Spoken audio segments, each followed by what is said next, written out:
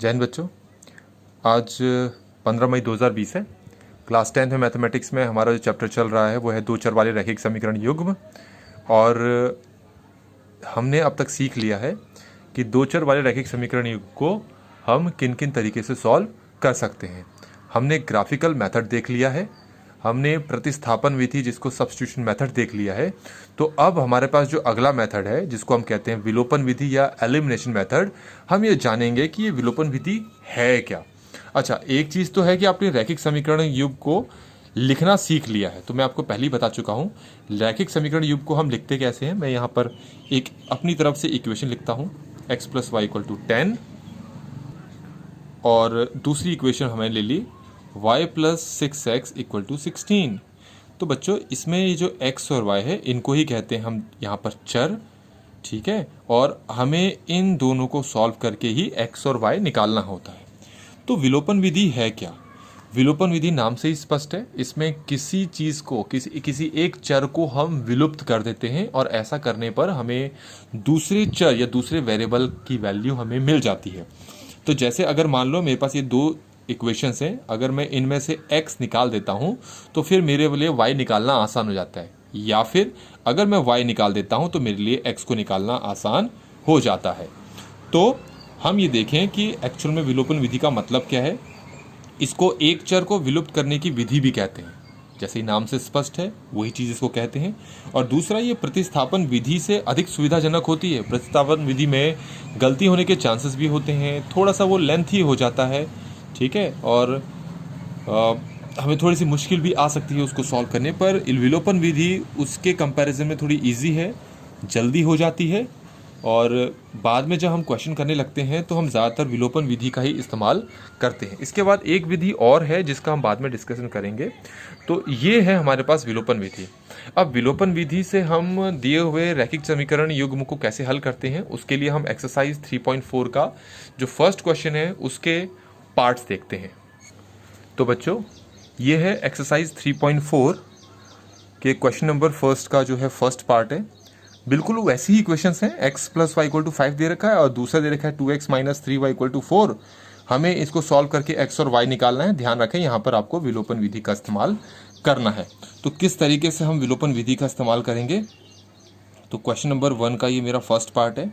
सबसे पहले आप क्या करें, दोनों इक्वेशन को इस तरीके से लिख लें, 2x - 3y = 4। अब पहले से आप समझ लें कि आपको पहले से ये चूज़ करना है कि आपने किसको विलुप्त करना है। यहाँ पर x को विलुप्त करना है या फिर y को विलुप्त करना है, पहले से आप मान के चलें।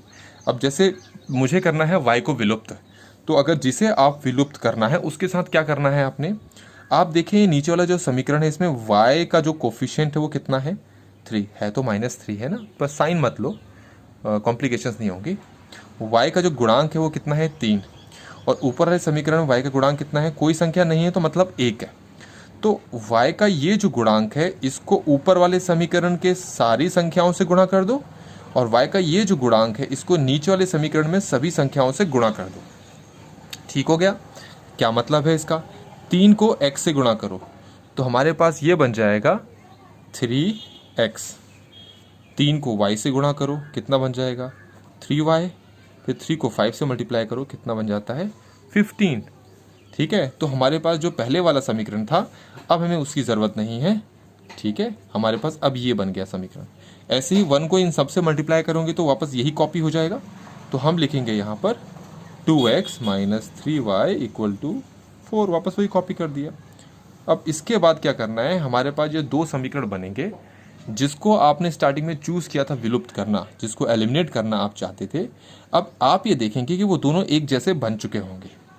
ठीक है, अगर इन दोनों के आगे के जो साइन है वो एक जैसे हैं, ध्यान रखना, अगर एक जैसे हों, यहाँ पर तो नहीं है एक जैसे, अगर एक जैसे हों तो दोनों समीकरणों को आप भाग करेंगे, और अगर इन दोनों के साइन एक दूसरे के अपोजिट हो तो दोनों समीकरणों को आप जोड़ेंगे। ऐसा क्यों? क्योंकि अगर आप इन दोनों समीकरणों को जोड़ेंगे तो ये कट जाएंगे। ठीक हो गया? और अगर इनके साइन सेम होते, मान लो -3y और -3y होते, तो आपको माइनस करना पड़ता तभी ये दोनों कटते, इसीलिए। तो अगर मैं इनको जोड़ रहा हूँ तो ये तो कट गए, और 3x + 2x कितना हो गया, 5x, और यहाँ पर आपका 15 + 4 कितना हो गया आपका 19। ठीक हो गया। अब इसके बाद हम कैसे करेंगे इसको, अब x यहीं रहेगा, ये हो जाएगा 19/5। तो इस तरीके से हमारे पास x का मान निकल चुका है। अब क्योंकि आपको अभी तक ये सीख लिया कि अगर आपके पास किसी एक वेरिएबल का मान निकल जाता है तो उसको कहीं समीकरण पे रखकर, किसी भी समीकरण पे रखकर आप y का मान निकाल सकते हो। वही काम आप यहाँ पर भी करोगे। तो मैं क्या करता हूँ, इसको मैं या तो यहाँ या फिर यहाँ पुट करता हूँ और y का मान निकालता हूँ। अगर मैं यहाँ पर रखता हूँ, ठीक है, तो थोड़ा सा मेरे को कैलकुलेट करना पड़ेगा। ठीक है, तो मेरे लिए सबसे अच्छा है मैं यहाँ रख दूँ, मुझे कैलकुलेट कम करना पड़ेगा। कैसे, मैं अगर इसकी जगह रख देता हूँ, ठीक है, तो इसको पहले से आपको मानना था एक समीकरण, इसको 2 समीकरण। तो हम कहेंगे x = 19/5 को समीकरण 1 पर रखने पर। ठीक है, अब इसको मैं क्या करूँगा, समीकरण 1 में इस x की जगह रखता हूँ, तो ये हो जाएगा 19/5 + y = 5। आप चाहो तो यहाँ पर भी रख सकते हो, यहाँ पर भी, या यहाँ किसी में भी रख सकते हो। यहाँ मैं नहीं रख रहा हूँ क्योंकि वही बात है, रखोगे तो मुझे कैलकुलेशन ज़्यादा करनी पड़ेगी, इसमें मुझे कैलकुलेशन कम करनी पड़ेगी। धीमे धीमे प्रैक्टिस हो जाएगी तो आपको पता लग जाएगा। तो अब इसको यहाँ शिफ्ट करते हैं तो हमारा हो जाएगा y = 5 - 19/5। ठीक है, अब इस 5 के नीचे मैं 1 लगा देता हूँ, तो मेरे पास सॉल्व करना, 5 और 1 का एलसीएम कितना आ गया 5। इस 5 से इसको मल्टीप्लाई किया तो कितना है 25। इस 1 को 19 से किया तो कितना है 19, और y = इन दोनों को माइनस करोगे तो ये आएगा 6/5। तो बच्चों y का मान यहाँ पर और x का मान यहाँ पर हमने निकाल दिया है। यही है आपके पास विलोपन विधि। विलोपन विधि में क्वेश्चन नंबर 1 के और भी पार्ट्स हैं, पर वो पार्ट्स आप खुद ट्राई करो। अच्छा बच्चों, एक बात और, फिर से वही बात, कोई विधि तभी अप्लाई की जा सकती है x और y के मान निकालने के लिए अगर वो आपको अद्वितीय हल देती हो। ठीक है, मतलब जब भी आप इनको सॉल्व करें किसी मेथड से, तो पहले क्या चीज़ें आप चेक करनी पड़ेगी आपको, a1/a2 is not equal to b1/b2। या तो ये कंडीशन बनती है a1/a2 is equal to b1/b2 is not equal to c1/c2, और तीसरा a1/a2 is equal to b1/b2 is equal to c1/c2। अगर ये कंडीशन आती है तो ही आप प्रतिस्थापन मतलब सब्स्टिट्यूशन मेथड या फिर ये विलोपन विधि जिसको एलिमिनेशन मेथड कहते हैं ये अप्लाई कर सकते हैं। बाकी इन दोनों के लिए आप ये दोनों विधियां अप्लाई नहीं कर पाओगे। ठीक है, तो ये आएगा तभी आप उसको आगे सॉल्व करो, अन्यथा नहीं। तो इस तरीके से हमने ये विलोपन विधि से एक क्वेश्चन हमने देख लिया। अब हम विलोपन विधि से संबंधित कुछ समस्याओं को हल करेंगे जो कि एक्सरसाइज 3.4 है। तो 3.4 के जो बाकी क्वेश्चंस हैं हम उनको सॉल्व नहीं करेंगे, वो इस टाइप के हैं, वो आप खुद ट्राई करें और आपको आ ही जाएंगे। तो बच्चों ये है हमारे पास क्वेश्चन नंबर 2 का ए ऑफ एक्सरसाइज 3.4। मैं अब सिर्फ आपको समीकरण को बनाना सिखाऊंगा, हल कैसे करना है वो पिछली 2 विधियों में हम देख चुके हैं, काफ़ी क्वेश्चंस कर चुके हैं। आप सॉल्व इनको खुद करें और प्रैक्टिस करते करते आपको ये आ जाएंगे। हमारे पास है, यदि हम अंश में 1 जोड़ दें तथा हर में 1 घटा दें तो भिन्न 1 में बदल जाता है। यदि हर में 1 जोड़ दें तो यह 1/2 हो जाता है, वह भिन्न क्या है। तो बच्चों ये भिन्न वाले क्वेश्चन हैं, इसमें सबसे पहले आप अपनी तरफ से एक भिन्न मान कर चलें। भिन्न किसको कहते हैं, ऐसी संख्या जिसको p/q के रूप में लिखा जाता है ना, वही भिन्न होता है आपका। तो हमारे पास ये क्वेश्चन नंबर 2 का जो ए पार्ट है, हम यहाँ पर लिखते हैं माना कि भिन्न है x/y। यहाँ याद रखें जो x और y है हम यहाँ पर पूर्ण संख्याएं, वास्तविक संख्याएं ले रहे हैं। ठीक है, तो ये हमारे पास हो गया। अब क्या कहा है, अब दो स्टेटमेंट है तो 2 इक्वेशन बनेगी। यदि हम अंश में 1 जोड़ दें, अभी अंश में क्या है x है ना, तो अगर मैं इसमें 1 जोड़ दूं, ठीक हो गया, ऐसे ही कहा है। तथा हर में से 1 घटा दें, हर में क्या है y, इसमें से 1 घटा दो, जैसा कहा है उसी के हिसाब से मैंने यहाँ पर बनाया। तो फिर जो ये भिन्न है, किस में बदल जाता है 1, तो इसका मतलब जो नया भिन्न तुम्हारे पास आया वो किस में बदल जाता है 1, ये मतलब है। ठीक हो गया। इसको हम अगर आगे हल करना चाहते हैं तो 1/1 रख लो, 1 को इन दोनों से गुणा करोगे तो ये x+1 बदल जाता है। इस y-1 को यहाँ इससे गुणा करोगे तो वापस y-1 ही आता है। y को यहाँ शिफ्ट करते हैं, 1 को वहाँ, तो y प्लस में है तो यहाँ आकर क्या हो जाएगा माइनस, इक्वल टू उतार दिया, -1 उतार दिया, ये 1 वहाँ आ गया तो -1, और x - y इक्वल टू -2। तो बच्चों ये हमारे पास पहले समीकरण बन चुका है। अगर इसमें कोई प्रॉब्लम है तो अगला वाला देखते हैं क्या कहा है। यदि हर में 1 जोड़ दें तो ये 1/2 जाता है। इसका मतलब इस बार अंश में कुछ नहीं जोड़ना है, तो अंश को ऐसे ही रह दो, हर में 1 जोड़ दो। और तुमसे क्या कहा है, किसके बराबर बन जा रहा है, ये 1/2 के बराबर बन जा रहा है। तो अब इसको हल करते हैं। 2 को इससे मल्टीप्लाई करेंगे तो कितना आएगा 2x, 1 को इन दोनों से करोगे तो कितना आएगा y+1, वही आ जाएगा। अब y को यहाँ शिफ्ट करूँ तो मेरे पास आ गया 2x - y = 1। तो इस तरीके से हमारे पास ये दूसरे समीकरण का निर्माण भी बच्चों इसमें हो चुका है। पहले ही बता दिया है कि मैं इसको सॉल्व नहीं करूँगा, आप एलिमिनेशन मेथड से इसको सॉल्व करने के लिए खुद करें, ठीक, खुद करें इसको। अब हम देखेंगे हमारा जो अगला क्वेश्चन है। तो बच्चों हमारे पास ये जो अगला क्वेश्चन है, इस टाइप का एक क्वेश्चन हमारे पास पिछली एक्सरसाइज में था। मैं फिर से इसको बता दे रहा हूँ, लेकिन इस बार भी मैं सिर्फ इक्वेशन ही बनाऊंगा। क्या लिखा है इसमें, 5 वर्ष पूर्व नूरी की आयु सोनी की आयु की 3 गुनी थी। 10 वर्ष पश्चात नूरी की आयु सोनी की आयु की 2 गुनी हो जाएगी। नूरी और सोनू की आयु ज्ञात करनी है। तो जो आयु वाला क्वेश्चन होता है बच्चों, उसमें मैंने स्टार्टिंग में आपको बता दिया है कि पहले हमें उनकी वर्तमान आयु माननी पड़ती है। तो ये आपका जो बी पार्ट है, हम लिखते हैं माना कि नूरी की वर्तमान आयु है x मान ली।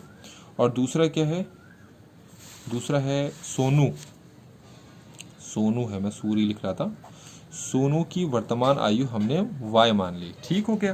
क्वेश्चन के अकॉर्डिंग चलेंगे, जैसा क्वेश्चन में कहा है उसी हिसाब से बनाएंगे। अब देखो क्वेश्चन में क्या कहा है, अगर क्वेश्चन आप देख पा रहे हो ठीक से, ये है आपके पास 5 वर्ष पूर्व की बात की है। तो मैं आपको बता चुका हूँ, जब पूर्व की बात की होती है, पास्ट की, तो आपकी जो अभी वर्तमान उम्र है उसमें से उतने साल माइनस कर देते हैं। तो 5 वर्ष पूर्व की बात की है ना, तो मैं इसको 2 हिस्सों में बांट देता हूँ। यहाँ पर मैं लिखता हूँ 5 वर्ष पूर्व। तो 5 वर्ष पूर्व अगर अभी नूरी की आयु x है, तो तब नूरी की आयु कितनी रही होगी, x रही थी x - 5। इस तरीके से सोनू की आयु कितनी रही थी, आज y है तो 5 वर्ष पहले कितनी थी, y - 5। अगर 10 वर्ष पहले की बात की होती तो y - 10 होता। अब क्वेश्चन में आते हैं, ठीक है, जैसा क्वेश्चन में लिखा होगा उसी के अकॉर्डिंग इक्वेशन बनेगी। नूरी की आयु सोनू की आयु की 3 गुनी थी। 5, ध्यान रखना इन्होंने स्टार्टिंग में 5 वर्ष पूर्व का है, तो अब हमें इस वाले उम्र से कोई मतलब नहीं है। ये जो x y है इससे भी कोई मतलब नहीं है हमारे पास। ये जो हमारे पास 2 बन चुके हैं, x - 5 और y - 5, इससे हमारा मतलब है। तो तुमसे कहा है कि 5 वर्ष पूर्व जो उनकी आयु थी, 5 वर्ष पूर्व सोनू की आयु, तो जैसा लिखा है पहले लिखेंगे हम सोनू, नूरी की आयु, पहले नूरी की आयु लिखेंगे, नूरी की आयु लिखते हैं। नूरी की आयु कितनी थी 5 वर्ष पूर्व, यहाँ लिख देता हूँ मैं x - 5। बच्चों समझ में आ गए, यही कहा था। उसके बाद क्या कहा है, 5 वर्ष पूर्व नूरी की आयु सोनू की आयु की 3 गुनी। इसका मतलब ये 3 गुनी का मतलब होता है 3 से मल्टीप्लाई करना। तो भाई ये 3 गुनी किसके साथ लिखा हुआ है, सोनू की आयु के साथ लिखा हुआ है ना, तो ये 3 को गुणा करना पड़ेगा सोनू की आयु के साथ। तो यहाँ लिखो बराबर, सोनू की आयु है y - 5, गुणा कर दो 3। तो ये हमारे पास बन गया, जो कंडीशन दी थी उसके बेस पे अब हमारे पास इक्वेशन का निर्माण हो जाएगा। हल करते हैं, x - 5 = 3 को y से किया तो कितना है 3y, 3 को 5 से किया तो कितना है 15। तो 3y को यहाँ लेके जाओ, तो x - 3y = -15 + 5 हो गया हमारे पास ये, और x - 3y = ये हो गया -10। तो बच्चों ये हमारे पास पहले समीकरण का निर्माण हो चुका है। अब हम यहाँ पर दूसरे समीकरण का निर्माण करेंगे। तो दूसरे समीकरण का अगर निर्माण करना है तो हमें दूसरी स्टेटमेंट को देखना पड़ेगा। अब इन्होंने यहाँ पर 10 वर्ष पश्चात की बात की, मतलब आने वाले 10 सालों में। तो आप पहले लिखोगे 10 वर्ष पश्चात, पहले 10 वर्ष पश्चात बताओ कि नूरी की आयु कितनी होगी। नूरी की आज आयु है x, तो आने वाले 10 सालों में कितनी हो जाएगी भैया। तो जितना साल बीत जाते हैं उतने साल आयु में जुड़ जाते हैं, तो x + 10। और सोनू की आयु सिंपल सी बात है, उसके साथ भी वही होगा, जो उसकी उम्र है अभी उसमें 10 जुड़ जाएगा। अब जो उन्होंने कहा है वैसे लिखें, 10 वर्ष पश्चात नूरी की आयु, तो लिखो पहले नूरी की आयु लिखा। सोनू की आयु की 2 गुनी थी, 2 गुनी का मतलब 2 गुणा, किससे करना है 2 गुणा, किसके साथ लिखा हुआ है ये, सोनू की आयु के साथ लिखा हुआ है ना, तो सोनू की आयु के साथ इसको 2 गुणा कर दो, तो लिखो इक्वल टू सोनू की आयु कितनी है y + 10 और इससे कर दो गुणा 2। ठीक हो गया। अब हल करते हैं इसको, x + 10, 2 को y से किया तो कितना आया 2y, 2 को 10 से किया तो कितना आया 20, ये बन गया x + 10।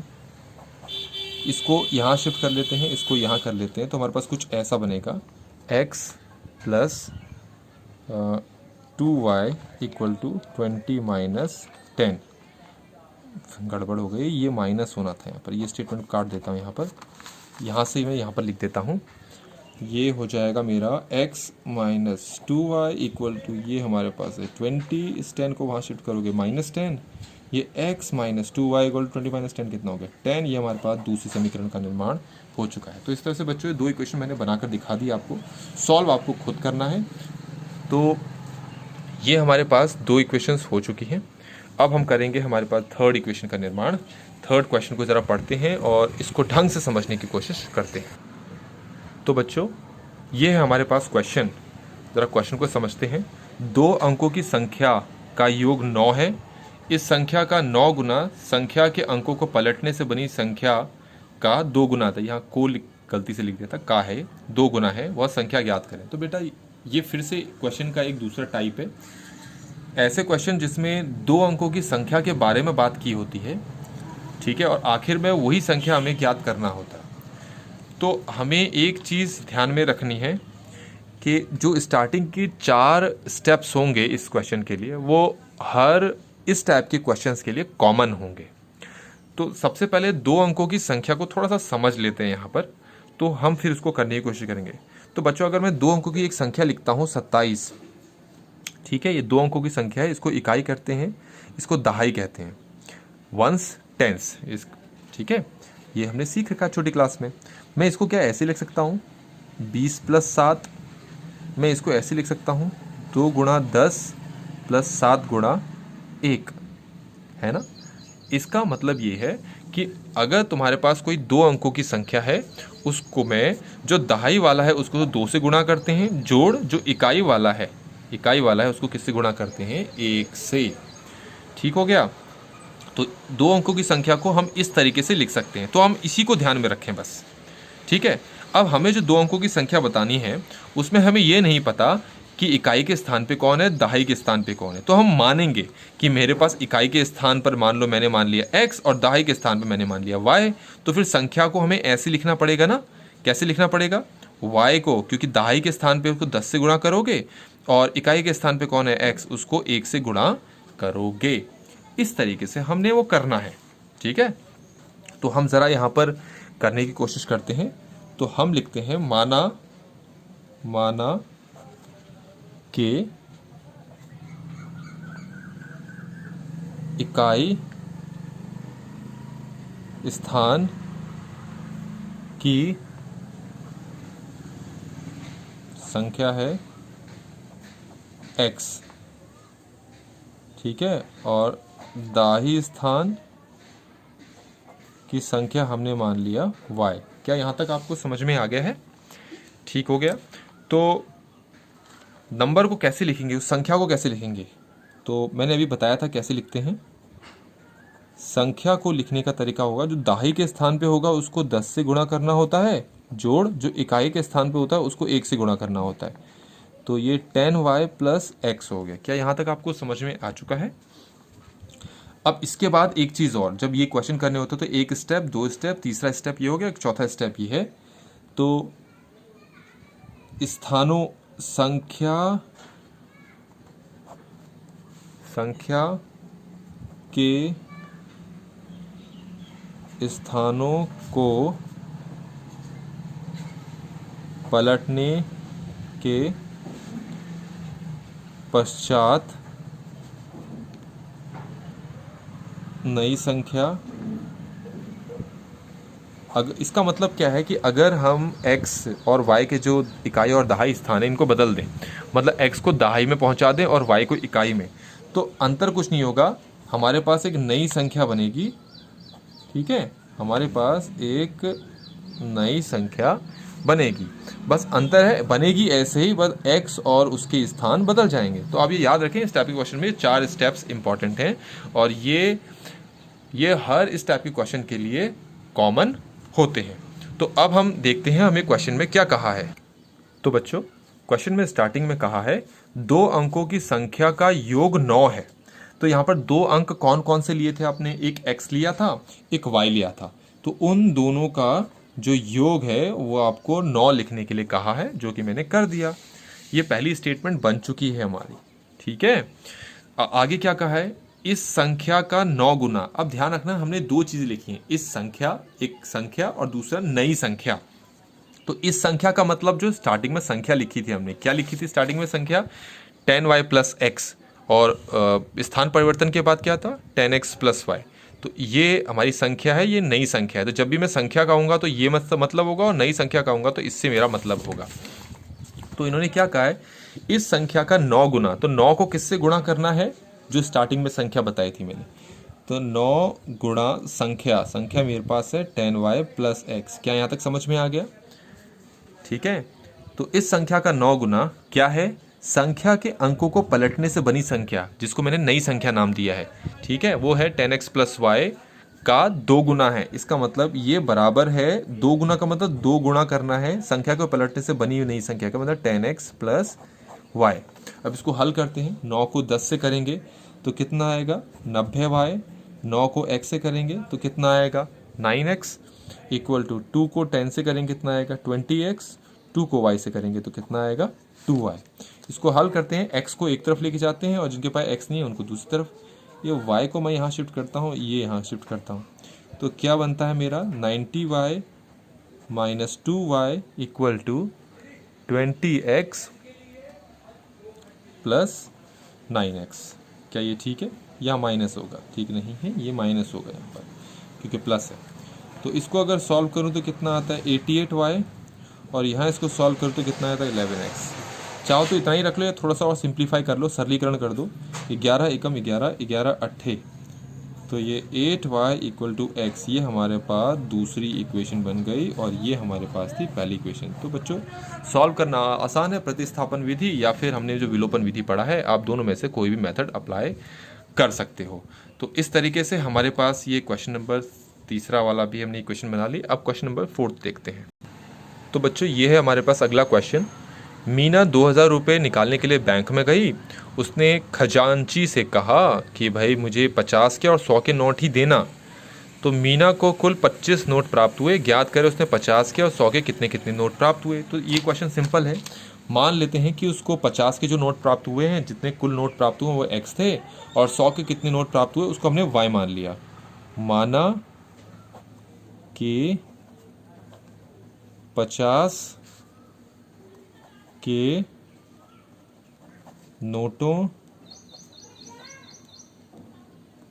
की संख्या थी x। ठीक हो गया, हमने ये मान लिया। और रुपये 100 के नोटों की संख्या हमने क्या मान लिया, y। ठीक है, x और y हमने मान लिया। तो पहले तो ये देखो कि उसने कुल नोट कितने प्राप्त हुए, यहाँ पर 25 है ना। तो मैंने आपको बता रखा है कि 2 स्टेटमेंट्स होती हैं इसमें, 2 स्टेटमेंट से 2 इक्वेशन बनती हैं। पहली स्टेटमेंट कहाँ से कहाँ तक है, पहली स्टेटमेंट है यहाँ से यहाँ तक, ठीक है, और दूसरी स्टेटमेंट है यहाँ से यहाँ तक। ये दूसरी स्टेटमेंट है और ये पहली स्टेटमेंट है। तो पहले मैंने दूसरी स्टेटमेंट ली, आप कोई भी स्टेटमेंट पहले लो, कोई फर्क नहीं पड़ता। तो कुल कितने नोट प्राप्त हुए? 25। ध्यान रखना 25 नोट का मतलब यहाँ पर कदापि ये नहीं है कि उन नोटों की वैल्यू कितनी है, उससे मतलब 2000 3000 ऐसा कोई मतलब नहीं है। हमने नोट कुल गिने तो उसके पास कुल 25 नोट थे, तो इसका मतलब 50 की नोटों की संख्या प्लस 100 की नोटों की संख्या का कुल जोड़ कितना था? 25। इतने नोट उसने लिए वहाँ से। ठीक हो गया, तो ये हमारे पास पहली इक्वेशन बन गई है। अब आते हैं उन नोटों का मूल्य। दो चीज़ें हैं, नोटों की संख्या और नोटों का मूल्य, दोनों अलग अलग चीज़ें होती हैं। तो हमारे पास ये बन चुका है। अब आते हैं नोटों के मूल्य की तरफ। खुद अनुमान लगाओ, अगर एक आपके पास अगर ये 50 का नोट है, 10 50 के नोट हुए तो कुल कितना मूल्य हुआ उनका? सिंपल 500। ठीक हो गया, 10 अगर 50 के नोट है तो उनका मूल्य हो गया 500, 20 50 के नोट है तो उनका मूल्य हो गया 1000। हमारा मतलब इस चीज़ से है। तो आप खुद सोचो कि आपने 50 के कितने नोट लिए थे? x, तो उनका मूल्य कितना होगा? 50x। जितने नोट हैं उनको 50 से गुणा कर दो, उतना उनका मूल्य बन जाता है। 100 के कितने नोट लिए थे आपने? y, उसको 100 से गुणा कर दो, कितना हो जाता है? 100y। ठीक है, तो 100 के नोटों के मूल्य इतना हो गया, 50 के नोटों का मूल्य उतना हो गया। तो कुल आपके पास जो मूल्य था, कुल जो पैसा था खजांची ने दिया, वो कितना था? ये था, जो कि खजांची ने इतना पैसा दिया आपको। तो कुल आपके पास जो पैसा मिला था बैंक से वो 2000 के बराबर था। ठीक है, तो इस तरीके से ये हमारे पास सेकंड इक्वेशन का भी निर्माण हो चुका है। तो बच्चों अब हमारे पास 5th क्वेश्चन है और इस एक्सरसाइज का ये लास्ट क्वेश्चन है। तो बच्चों ये है हमारे पास 5th क्वेश्चन। किराए पर पुस्तकें देने के लिए किसी पुस्तकालय ने प्रथम दिनों का एक नियत किराया, याद है नियत किराया वाला हमने एक टैक्सी वाले क्वेश्चन में किया था, और तथा उसके बाद प्रत्येक अतिरिक्त दिन का अलग से किराया है। सरिता ने 7 दिनों तक एक पुस्तक रखने के लिए 27 रुपये दिए और सूसी ने पुस्तक 5 दिनों तक रखने के लिए 21 रुपये दिए। ठीक हो गया, तो इसमें अतिरिक्त कितने दिनों तक सरिता ने, देखो 3 दिन का जो किराया है, अगर 3 दिन के लिए लेते तो एक नियत किराया देना पड़ता और उसके बाद प्रत्येक दिन के लिए एक्स्ट्रा किराया देना पड़ता। तो यहाँ पर क्वेश्चन थोड़ा ईजी है। ठीक है, तो पहले तो हम ये मान के चलते हैं कि हमें नियत किराया कितना ले रखना है, नियत किराया हमारे पास कितना होना चाहिए, और इसी के नीचे हम यहाँ पर सॉल्व करते हैं। ठीक है, ये ई क्वेश्चन है। हम मान लेते हैं नियत किराया, ठीक है, वो हमने मान लिया x रुपये, और किराया प्रतिदिन y रुपये। नियत किराया x और किराया प्रतिदिन y रुपये। ठीक है, तो सबसे पहले ये आप देखो कि जो उसमें सबसे पहली लड़की थी, क्या नाम, सरिता ने 7 दिनों तक पुस्तक को रखा और 27 रुपये अदा किए। तो कितने दिन उसने एक्स्ट्रा रखा? उसने 4 दिन एक्स्ट्रा रखा। 7 दिनों में से 3 दिनों का तो किराया नियत है, ठीक है, और उसके बाद 4 दिन का जो किराया है वो अलग से लिया जाएगा प्रतिदिन के हिसाब से। तो मैं अगर उसके डेज़ को अलग अलग करूँ, मतलब 3 दिन और 4 दिन, 7 दिनों के लिए रखा ना, तो इस 3 दिन के लिए तो वो x देगी, और बाकी बचे 4 दिन के लिए क्या हिसाब है? y का, मतलब 1 दिन का y, 2 दिन का 2y, 3 दिन का 3y, तो 4 दिन का 4y, तो कुल 7 दिनों का वो पैसा देगी x + 4y। तो आप लिखोगे x + 4y, तो कितना पैसा उसने दिया? 27। ठीक हो गया। अब आते हैं सूसी की तरफ। सूसी ने कुल कितना किराया दिया? उसने दिया 21 रुपये, पर उसने जो बुक है कितने दिन के लिए रखी? सिर्फ 5 दिन के लिए। तो उसके 5 दिनों को 2 हिस्सों में बांट लेते हैं, एक 3 + 2। 3 इसलिए बांटा क्योंकि 3 दिन का एक नियत किराया लिया जाता है, तो 3 दिन का तो वो x रुपये देगी, ठीक है, और बाकी जो 2 दिन हैं वो प्रतिदिन के हिसाब से देगी, मतलब 1 दिन का y रुपये, तो 2 दिन का 2y, तो पहले 3 दिन का x रुपये और बाद में के 2 दिन का 2y रुपये, तो कुल कितना देगी वो? x + 2y। तो x + 2y उसने दिया हमारे हिसाब से, और क्वेश्चन के हिसाब से कितना दिया उसमें देखोगे तो उसमें 21 रुपये लिखा हुआ है, 21 रुपये दिया। तो ये हमारे पास हो गया 21। ये पहला समीकरण, ये दूसरा समीकरण। अब इनको आप सॉल्व करोगे तो ये कंप्लीट हो जाएगा। तो इस तरीके से बच्चों हमने ये वाली एक्सरसाइज भी यहाँ पर कंप्लीट कर ली है। 3.4। अब कल हम 3.5 तथा वज्र गुणन विधि, जिसको क्रॉस मल्टीप्लिकेशन मेथड भी कहते हैं, उसको डिस्कस करेंगे। तो अगर ये वीडियो आपको अच्छा लगा है तो लाइक ज़रूर करें, ज़रूरत जिनको है उनको शेयर करें और सब्सक्राइब भी करें। जय हिंद बच्चों।